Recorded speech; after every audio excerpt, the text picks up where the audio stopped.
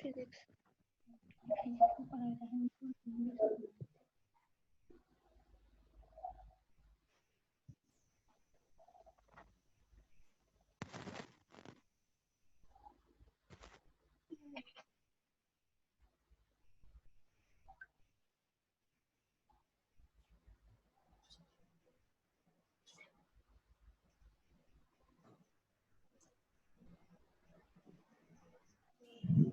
Hello students,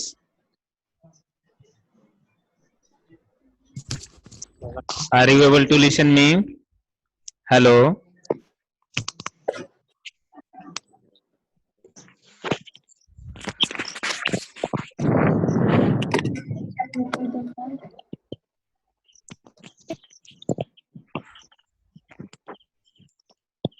Aditya Yadav. Yes, Hello. sir. Are you listening Yes, me? sir. Are you Yes, sir. listening me? Yes, sir. Yes, sir. Good morning everybody.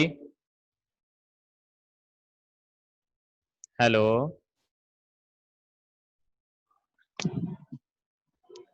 Physical world में हम science के बारे में पढ़ेंगे कि science क्या होता है।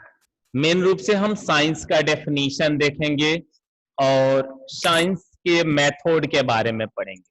तो साइंस के बारे में हम पढ़ेंगे इस चैप्टर में, और सेकंड जो पार्ट्स होगा उसमें हम फिजिक्स के बारे में पढ़ेंगे। तो फिजिक्स के टर्म को लेकर के हम चलेंगे। तो सबसे पहले हम लेकर के चलें कि साइंस क्या है। आवाज आ रहा है, आप लोग अपनी साउंड जो है कि कम कर लो, बंद कर लो, और जब जरूरत हो, जब हम बोलें तब जो है कि आप उधर से बोलते रहोगे कि हमें समझ में आते रहे कि आपको समझ में आ रहा, सुन पा रहे हो, देख पा रहे हो कि नहीं। साइंस का डेफिनेशन तो आपने छोटे क्लासेस में आपने पढ़ा, क्लास 6 में, 7 में, 8, 9, हर क्लास में आपने साइंस का डेफिनेशन पढ़ा है। तो थोड़ा सा देख लें, किसी से पूछ लें, फिर हम आगे चलते हैं। ये समीर सिंह सुन पा रहे हो? Next Saurabh Kumar Gupta. Yes sir, सुन रहे हैं। सुन रहे हो? तो साइंस पढ़े हो ना पिछले क्लास में? साइंस को, हाँ, साइंस को डिफाइन करोगे, साइंस होता क्या है? सर साइंस एक सिस्टमेटिक ऑब्जर्वेशन होता है, जिससे हमको उस पर कंट्रोल एक्सपेरिमेंट करते हैं और उसमें डिटेल में खूब सारी बातें जानते हैं, और हाँ। उससे हमें अपनी लाइफ मतलब लाते हैं।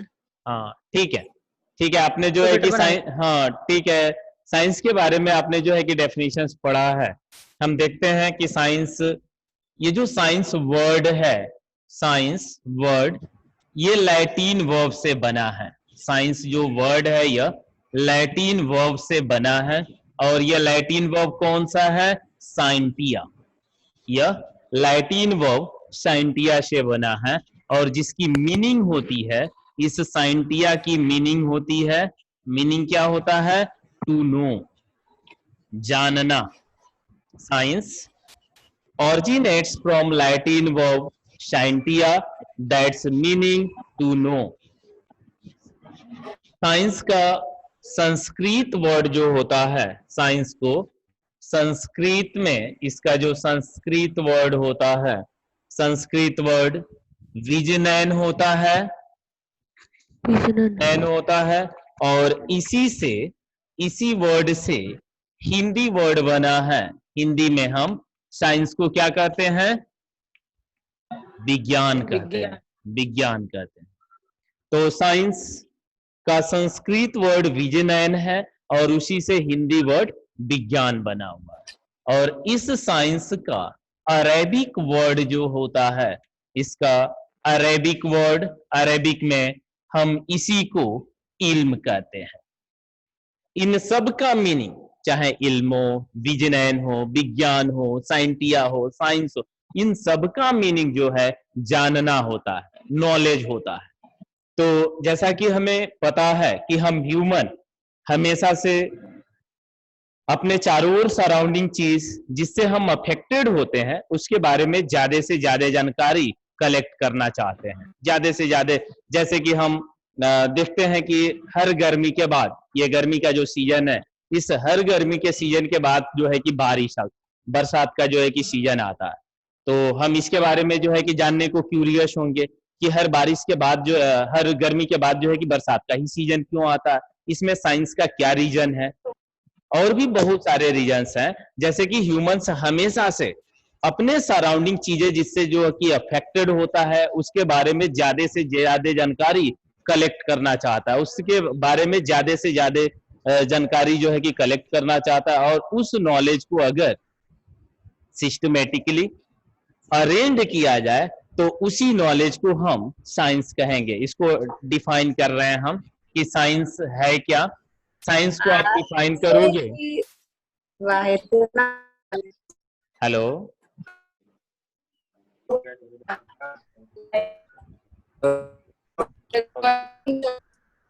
ये साइंस को आप डिफाइन करोगे कि the knowledge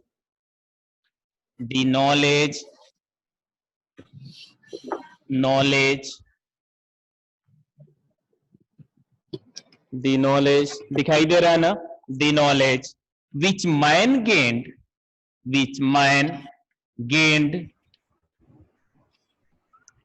by observation and experiment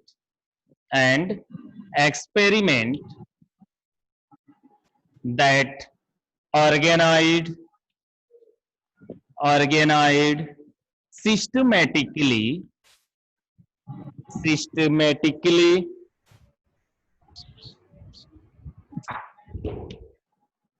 systematically is known science. Science क्या है?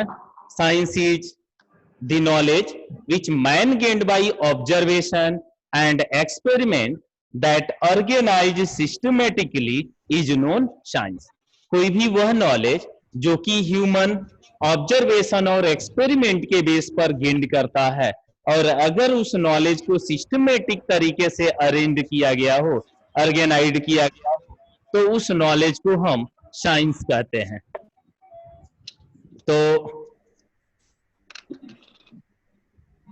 ये डेफिनेशन क्लियर होगा। ये जो है कि आप याद रखोगे कि कोई भी वह नॉलेज जो कि ह्यूमन ऑब्जर्वेशन और एक्सपेरिमेंट के बेस पर ऑब्टेन करता है, और अगर उसको एक सिस्टमेटिक तरीके से अरेंज किया गया हो, ऑर्गेनाइज किया गया हो, तो यह नॉलेज क्या कहलाएगा? साइंस कहलाएगा। अब आप ध्यान दोगे कि कोई भी वही नॉलेज साइंस में आएगा जिसको जो है कि क्या किया गया हो, एक्सपेरिमेंट के बेस पर अरेंज किया गया हो, उसका एक्सपेरिमेंटल स्टडी किया गया हो और एक सिस्टमेटिक तरीके से अरेंज किया गया हो, उस नॉलेज को हम साइंस कहेंगे। तो यहां तक जो है कि साइंस से रिलेटेड यह क्लियर है। कुछ आवाज आ रहा है जिससे कि मुझे परेशानी हो रहा है पढ़ाने में।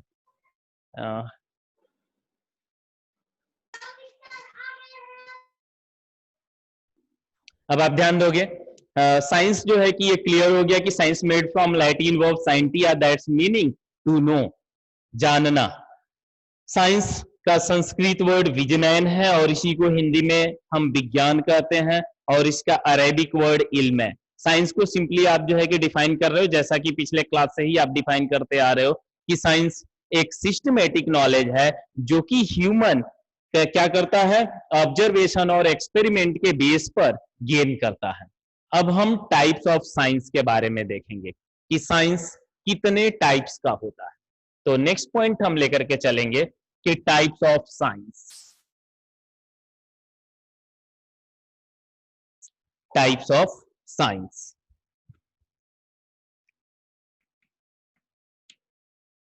Types of science.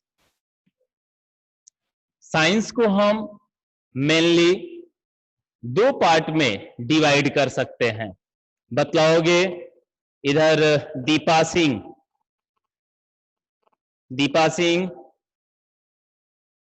Dheeraj Singh, सुन पा रहे हो?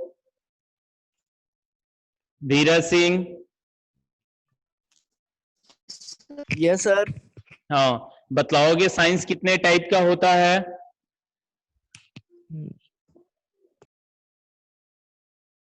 हेलो धीरज सिंह। हाँ सर।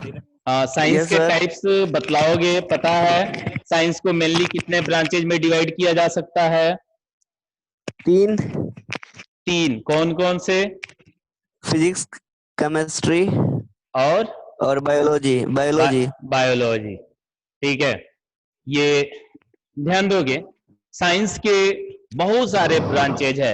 आप physics, chemistry, biology, zoology, botany, entomology, anthropology, forensic science, ये बहुत सारे ब्रांचेज है। मेनली जो है कि साइंस को हम 2 ब्रांचेज में डिवाइड करते हैं। साइंस को मेनली 2 ब्रांच में डिवाइड करते हैं।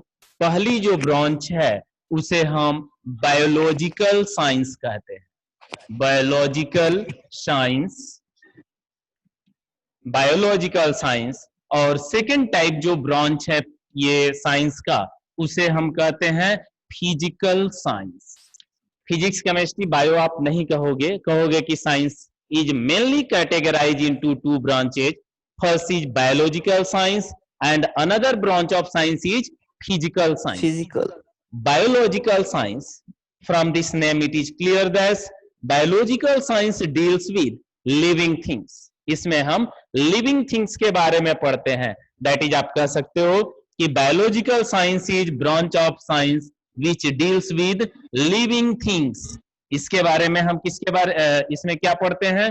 living things के बारे में स्टडी करते हैं।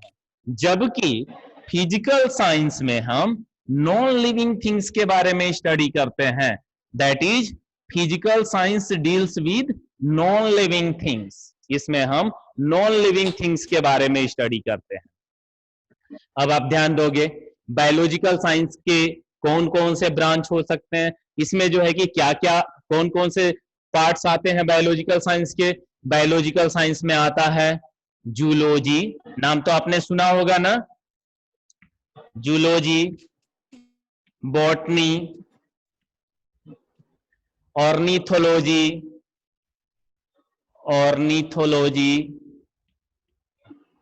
Ornithology, anthropology,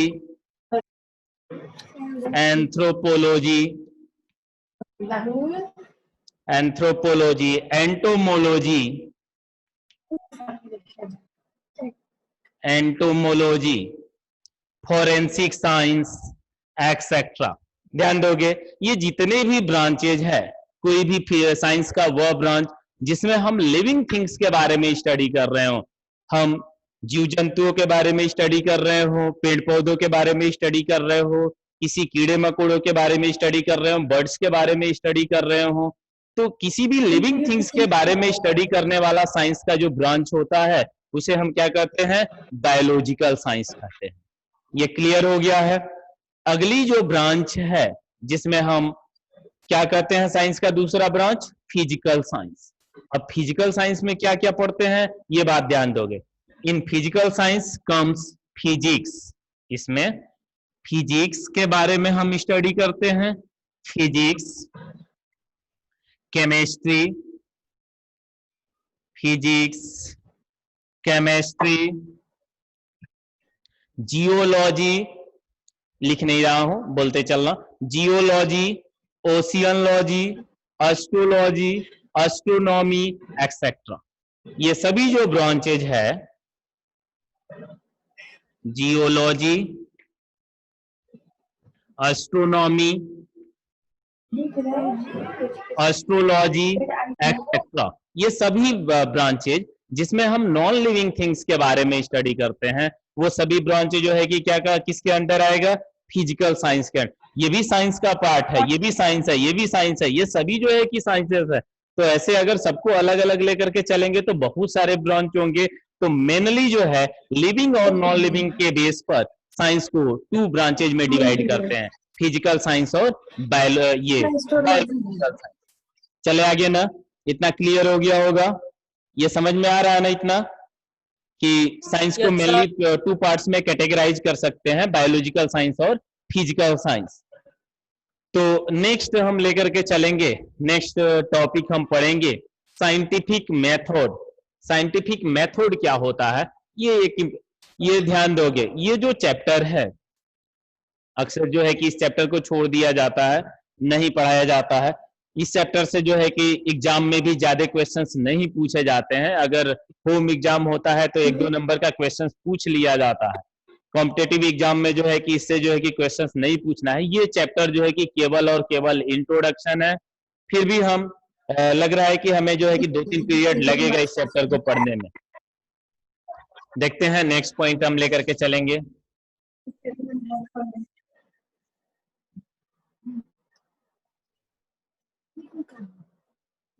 scientific method, next point है scientific method. Scientific method,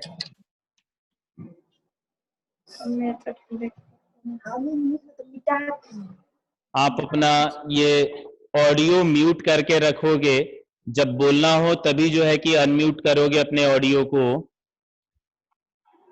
scientific method ध्यान दोगे। साइंटिफिक मेथड क्या होता है? साइंस की स्टडी में जो साइंटिस्ट होते हैं, किसी भी नेचर के स्टडी के लिए जो मेथड फॉलो करते हैं, जो step by step process follow करते हैं, उसी मेथड को हम साइंटिफिक मेथड कहते हैं। दैट इज, इसे लिख रहा हूं तब आप इसे समझना, that is the step by step method, step by step method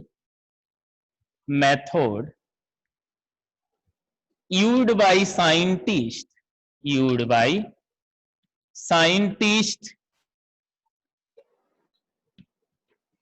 to study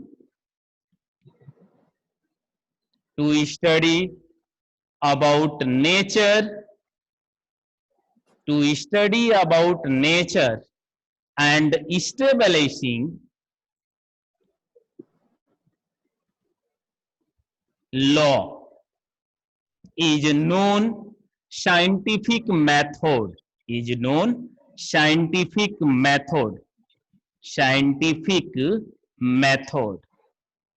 ये ध्यान देना है। साइंटिफिक मेथड क्या है? कोई भी वह एक स्टेप बाय स्टेप प्रोसेस, कोई भी एक ऐसी प्रोसेस मेथड जो कि साइंटिस्ट नेचर या पर्टिकुलर कोई भी चीज जिससे वो अफेक्टेड होते हैं उसके बारे में स्टडी के लिए यूज करते हैं, और इस मेथड का यूज करके स्टडी करने के बाद पर्टिकुलर लॉ देते हैं। इसी स्टेप बाय स्टेप जो है कि मेथड को, प्रोसेस को हम साइंटिफिक मेथड कहते हैं। That is the step by step method used by scientist to study about nature and establishing law is known scientific method. इस साइंटिफिक मेथड में कौन कौन से स्टेप बाय स्टेप मेथड आते हैं, उन सब का हम जिक्र करेंगे। तो इसे हम मिटा रहे हैं। तो साइंटिफिक मेथड में कौन कौन से मेथड आते हैं उस बात को हम देखेंगे। इसे हम मिटाए ना, रब कर दे रहे इसे। Yes sir. जो कुछ नोट करना होगा उसे आप बोलोगे। अगर बीच में हम लोग इंटरेक्ट होते रहेंगे तभी पढ़ाई अच्छा होगा, नहीं तो हम बोलते जाएं या केवल आप चुपचाप सुनते जाओ तो फिर ठीक नहीं रहेगा। हमें भी नहीं पता चलेगा आपको समझ में आ पा रहा है या नहीं आ रहा है। तो ध्यान दो कि साइंटिफिक मेथड में कौन कौन से मेथड आएंगे। पहली जो मेथड होगा ये होगा सिस्टमेटिक ऑब्जर्वेशन। सिस्टमेटिक ऑब्जर्वेशन हम सबको समझा रहे हैं कि इसमें क्या आता है, सिस्टमेटिक ऑब्जर्वेशन। नेक्स्ट जो पॉइंट है, नेक्स्ट पॉइंट हम लेकर के चलेंगे controlled experiment. Controlled experiment and after that, controlled experiment के बाद qualitative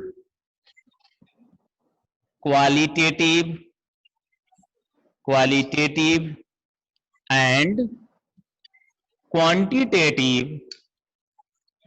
quantitative reasoning. Reasoning,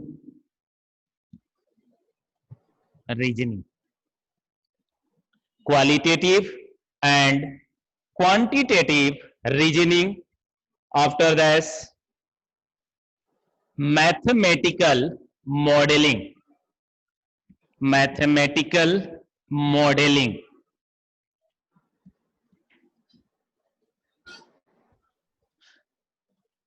prediction,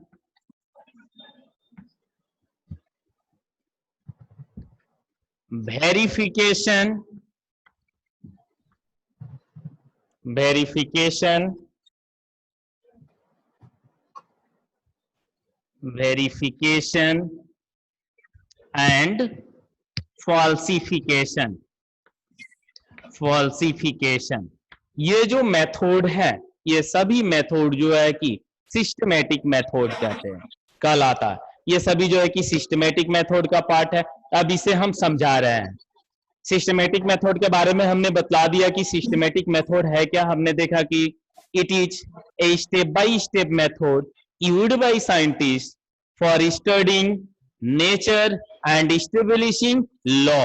और ये कौन कौन से स्टेप्स हैं? Systematic observation, control experiment, qualitative and quantitative reasoning, mathematical modelling, prediction and verification and फाल्सिफिकेशन।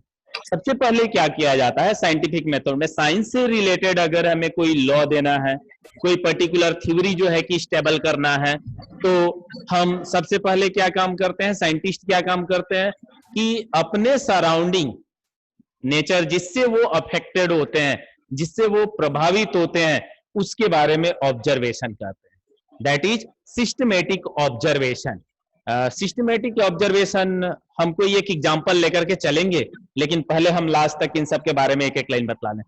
हम किसी भी चीज के बारे में जो है कि ऑब्जर्व करते हैं, जैसे कि हम अफेक्टेड होते हैं कि हमेशा सन जो है कि ईस्ट से राइज होता है, तो ये हमने ऑब्जर्व किया कि सन हमेशा जो है कि ईस्ट से राइज होता है और वेस्ट में जाकर के सेट हो जाता है। तो ये एक तरीके का ऑब्जर्वेशन है। तो कोई भी किसी भी चीज के बारे में अगर हमें स्टडी करना हो, तो उसके बारे में हम एक सिस्टमेटिक तरीके से ऑब्जर्वेशन करते हैं। उसका उस ऑब्जर्वेशन का यूज करके हम कंट्रोल्ड एक्सपेरिमेंट करते हैं, लैब में हम एक्सपेरिमेंट करते हैं, और इसके बाद से हम क्वालिटेटिव और क्वांटिटेटिव रीजनिंग करते हैं। और उस रीजनिंग के बाद हम पर्टिकुलर जो ऑब्जर्वेशन रहा उससे रिलेटेड हम एक फार्मूला एडजस्ट करते हैं, मैथमेटिकल रिलेशन को हम एडजस्ट करते हैं, और मैथमेटिकल रिलेशन को एडजस्ट करने के बाद प्रिडिक्शन करते हैं। प्रिडिक्शन करते हैं, हम भविष्यवाणी करते हैं कि अगर ये ऐसा होगा तो ये पर्टिकुलर ये जो घटना है इस तरीके से ऑकर होगी। इसके बाद से हम प्रिडिक्शन करने के बाद वेरीफाई करते हैं कि जो हमने प्रिडिक्शन किया वो सही है या गलत है, तो उसका वेरिफिकेशन या फॉल्सिफिकेशन करते हैं। जैसे हम क्या करते हैं, जैसे कोई चीज लेकर के चल रहे हैं, कोई एक एग्जांपल लेकर के चल रहा है और इस बात को हम समझ रहे हैं। जैसे कि हम देखते हैं कि हमेशा जो है कि सन ईस्ट से राइज होता है। ये हमने क्या किया, एक तरीके का ऑब्जर्वेशन किया, और इसका अब हमें एक्सपेरिमेंट करना है कि ये क्यों ऐसा होता है, हमेशा सन जो है कि ईस्ट से क्यों जो है कि राइज होता, अपीयर होता है। तो हमने कोई एक टॉर्च ले लिया, इधर से टॉर्च को फोकस किया, और हमने कोई स्फेयर ले लिया, बॉल ले लिया, और उसको हम ऐसे रोटेट करा रहे हैं।